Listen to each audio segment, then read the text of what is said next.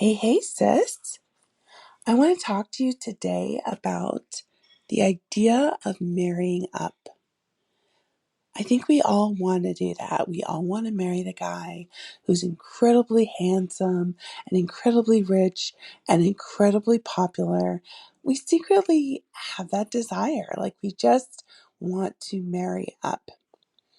We want to be with a 10. We're thinking to ourselves, I would love to be with a 10.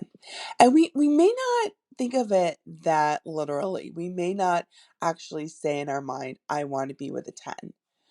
But we do in our mind say no to the guy that is less than a 10. If he's not good looking enough, we just kind of write him off and say, you know what?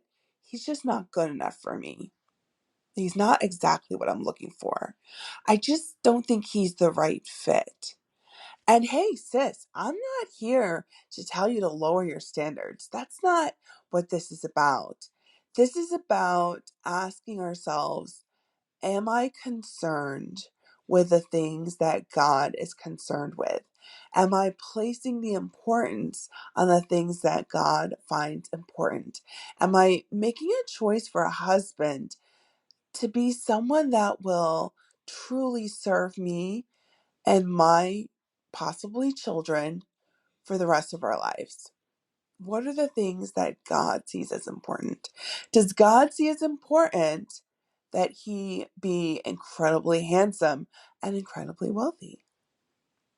So I want to just offer to you that if you want a good marriage, if you want to be happily ever after, you might want to look at the criteria that you've been using for the guys that you've been talking to. So when we think about marrying up, we do tend to think he has to be handsome and wealthy. And here's the thing about, I just want to offer to you, here's the thing about marrying someone who's a 10, marrying someone who is incredibly handsome and incredibly wealthy. Like God says, those things are very fleeting. So you marry someone who's handsome, and after a while, he just becomes himself to you. And you're not going to think every day, wow, my husband's so handsome. You're just going to think, wow, he's my husband. And he spends an awful lot of time at the gym. He's a little bit arrogant about his looks. And then after a time, you realize that the looks don't matter quite as much. And you're not even thinking about the looks anymore.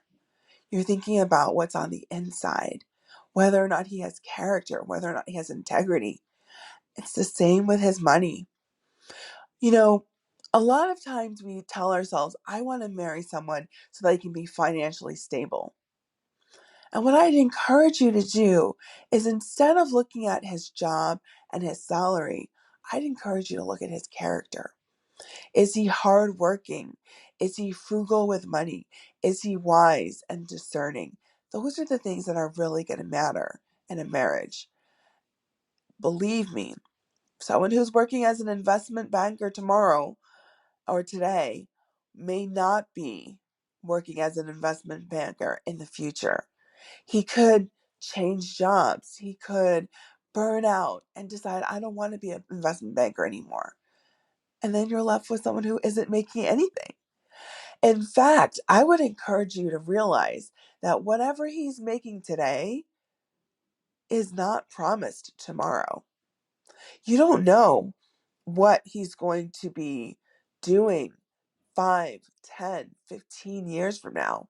So he could be working a job that isn't paying very much money right now, and tomorrow he get a raise or a promotion. And all of a sudden he's making so much more money than he was before. He could have an inheritance. You never know. But you would have turned a guy down who was kind to you, who was loving to you, because he wasn't financially stable enough.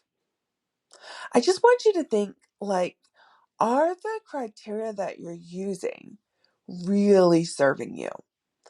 When you want to marry up, are you really marrying up for the right reasons? I would recommend that you marry up to the guy who is full of the fruits of the Spirit. Leave behind the things of this world. Leave behind the good looks. Leave behind the financially stable. Leave behind the status and the popularity and the intrigue. A lot of times I see people just say, oh, he's not exciting enough. Yes, but is he kind? Is he patient? Does he have a peaceful spirit? Those are the things that really matter. Let's get you married, sis.